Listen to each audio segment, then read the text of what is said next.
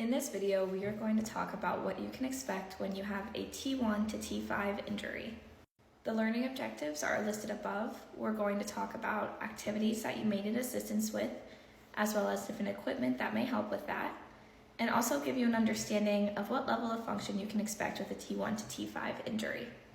Some things that you will be able to do include being able to talk, breathe, and eat independently.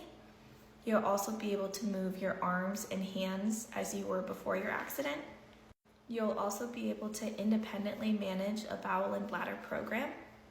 You'll be able to drive a car after adding any specialized features that you may need.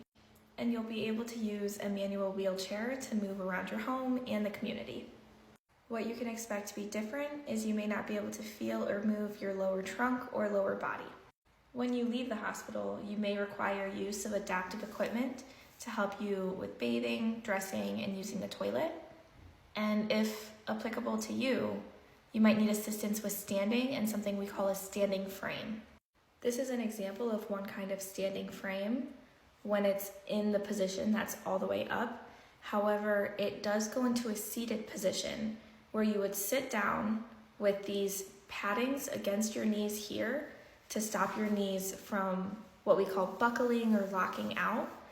And then the machine will slowly move you up from your seated position until you're in that standing position with a table that you can put your arms on top of and weight bear through and do activities up at. So this is a really great piece of equipment for getting your body into that standing position and getting used to it.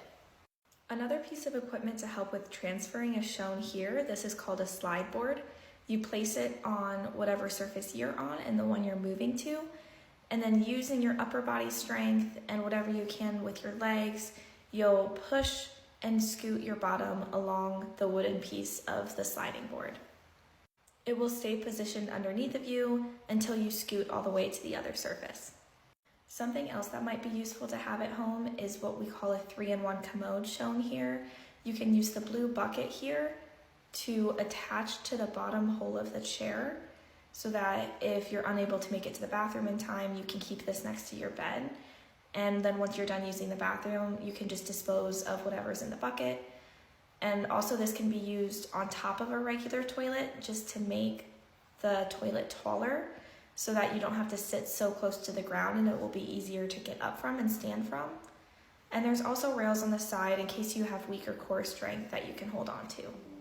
It also might be beneficial to have grab bars shown here on the walls in your bathroom as well to assist with when you go to stand or also in your shower as a safety precaution. You can expect to be working with several different therapies over the course of your rehabilitation process. Some goals that we'll work on in therapy include teaching you strategies to ensure frequent and proper pressure relief for prevention of pressure sores and also skin breakdown. We'll also educate you on how to manage a bowel and bladder routine on your own. We'll teach you strategies to feed, groom, and dress yourself, maybe with the use of adaptive equipment as well. We'll work towards independence with bed mobility, so moving side to side in bed, and also work on transfers in and out of a car, out of your wheelchair, into the bed, on a variety of different surfaces. We'll also work with you to make any adjustments you need to a manual wheelchair and show you how to be mobile in your home and in the community with it.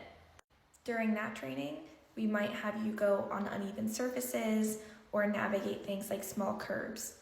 And with that, this wraps up what we believe you should know when you have a T1 to T5 spinal cord injury.